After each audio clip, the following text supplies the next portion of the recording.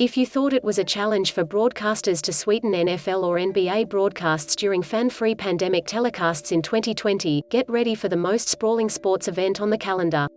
The Covid-addled Tokyo Summer Olympic Games start Friday on NBCUniversal platforms without any spectators in attendance, due to health and safety measures. Japan has been in a state of emergency as infection rates have surged and vaccination levels have stayed distressingly low for one of the world's most advanced countries. Because the International Olympic Committee decided to forge ahead with the already once delayed 2020 Tokyo Games despite objections in Japan and abroad, NBCU has had no choice but to follow suit. One of the many looming doubts about coverage of these compromised games centers on whether the lack of human reactions on the ground will drain some of the enthusiasm from the broadcasts.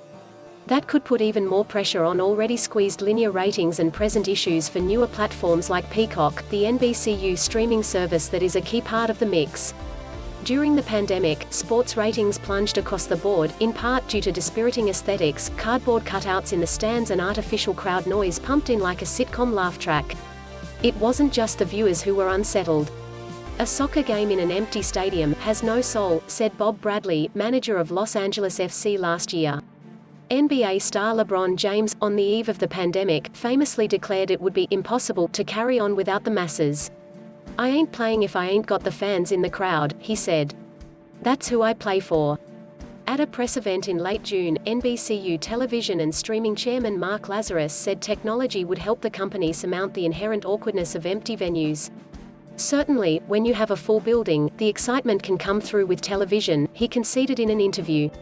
"But I think we are fortunate to be in 2021 and this millennium, when you can use audio to build energy on television and in buildings." How to watch the Tokyo Olympics opening ceremony on TV and streaming. NBC To Air Event 4 times in 24 hours. NBC Olympics executive producer Molly Solomon said last week the company had already been planning for a fan-free environment. "We've created sound design plans with this in mind," she said on a press call, noting that athletes also would benefit on site. "We believe there's an opportunity to bring viewers closer to the action than ever." And at sports like swimming, gymnastics, track, basketball, beach volleyball, you're going to hear the sounds of the games like you've never heard them before, from the thrashing and splashing in the pool to those intimate conversations between competitors and coaches.